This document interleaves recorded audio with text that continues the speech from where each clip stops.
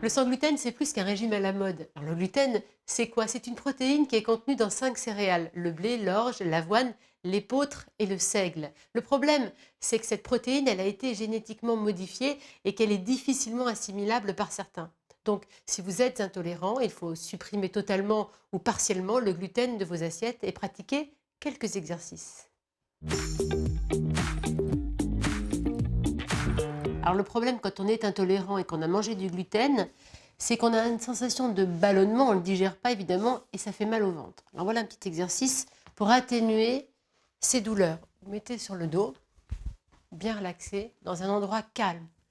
Vous allez appliquer vos deux mains, vous pouvez même les chauffer comme ça au préalable. Vous les appliquez de part et d'autre du nombril et vous allez procéder à une respiration diaphragmatique, c'est-à-dire vous allez inspirer en gonflant le ventre, non pas avec les poumons, mais en gonflant le ventre, et expirer en rentrant le nombril, comme si votre nombril rentrait à l'intérieur.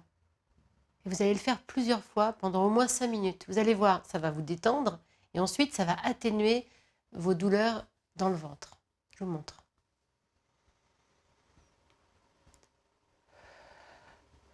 Vous allez entendre votre ventre gargouiller, c'est normal.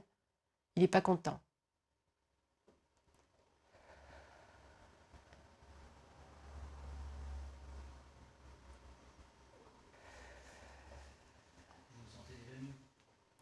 Vous vous sentez déjà mieux, non?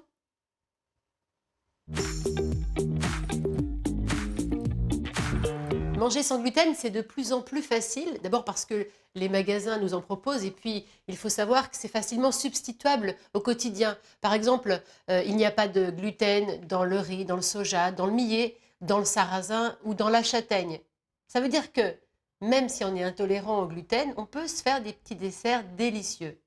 Brownie au chocolat sans gluten. Vous allez d'abord faire fondre 200 g de chocolat noir avec 150 g de beurre dans une casserole. Ensuite, vous prenez 3 œufs. Vous les mettez dans le saladier. Jusque-là, c'est assez classique. 150 g de sucre. Évidemment, j'ai pris du sucre de 4. On mélange tout ça. Ça sent déjà bon. Mon chocolat fondu avec le beurre. Bon, on grignote pas tout en même temps, hein, on finit pas, on ne lèche pas les plats, même si on a envie. Voilà.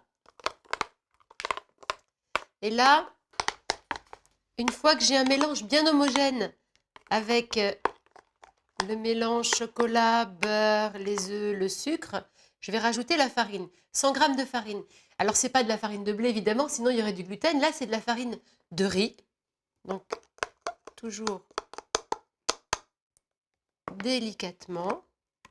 C'est exactement comme une recette avec de la farine de blé, sauf que c'est de la farine de riz. Et donc, il n'y a pas de gluten.